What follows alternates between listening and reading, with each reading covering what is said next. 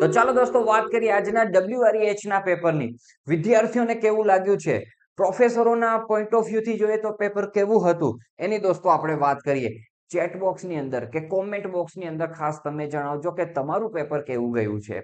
જે ફોન કોલ્સમાં મારી વાત થઈ છે, અમારા ગ્રુપની અંદર જે બધી ચર્ચાઓ થઈ છે અને પેપર મેં જે જોયું એના આધારે હું તમને કહું તો જે વિદ્યાર્થીઓને એવો ડર હતો, અમુક વિદ્યાર્થીઓને હતો એવો ડર કે ન્યુમેરિકલ્સ વધારે પૂછાઈ જશે તો એ દોસ્તો ટેન્શન લેવાની જરૂર પડી નહીં. માત્ર ને માત્ર 14 માર્ક્સના જ ન્યુમેરિકલ્સ તમને જોવા મળ્યા ક્વેશ્ચન 2C અને 3C ની. તો એમાં જે એક એક ન્યુમેરિકલ્સ હતા અને ઓરમાં પણ હતા, તો આપણે લાઈવ ક્લાસીસ ની અંદર કરાવેલા ન્યુમેરિકલ્સ જ હતા.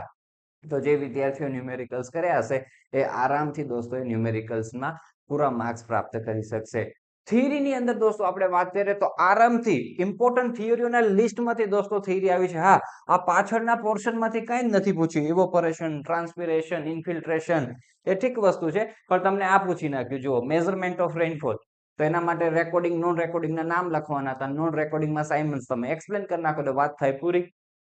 પછી એવરેજ રેનફોલ મેઝર કરવા માટેની બે મેથડના નામ આપીને તમને પૂછી દીધા. આપણે તો કીધું ત્રણ મેથડ કરવાની જ છે, તો કેવા મસ્ત માર્ક્સ તમને પ્રાપ્ત થતા જાય. અહીંયા યુનિટ હાઇડ્રોગ્રાફના એઝમ્પશન્સ, લિમિટેશન્સ તમને પૂછી દીધા.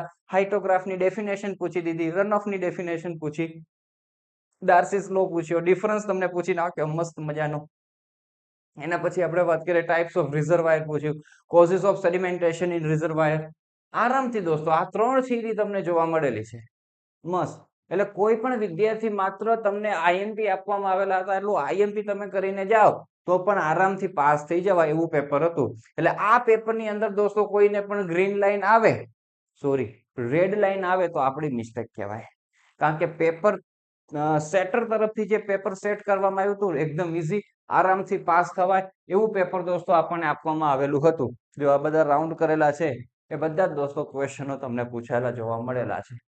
તો આરામથી વિદ્યાર્થીઓ પાસ થઈ શકે એવું આ સરસ મજાનું પેપર સેટ કરવામાં આવ્યું હતું અને વિદ્યાર્થીઓને પણ મજા આવી ગઈ છે. તમારું કેવું પેપર ગયું દોસ્તો એ ખાસ જણાવજો. હવે કદાચ નબળું પેપર ગયું હોય તો બહુ ટેન્શન ના લેતા. હવે એન્વાયરમેન્ટ ઉપર ફોકસ કરજો.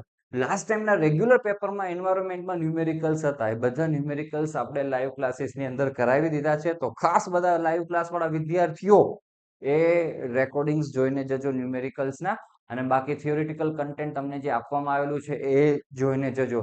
ભગવાનની કૃપાથી દોસ્તો આઈએમપી માંથી પૂછાય જાય તો બહુ જ સારી વાત છે. કદાચ ન પૂછાય તો પણ પેપરમાં લખીને આવવું એ વસ્તુ ધ્યાનમાં રાખવાની, તો પણ ચાન્સીસ વધી જતા હોય છે આપણે પાસ થવા માટેના. આટલી વસ્તુ ધ્યાનમાં રાખી અને આગળની તૈયારીઓ શરૂ કરી દો. All the best for your upcoming examination and thank you so much for watching this video.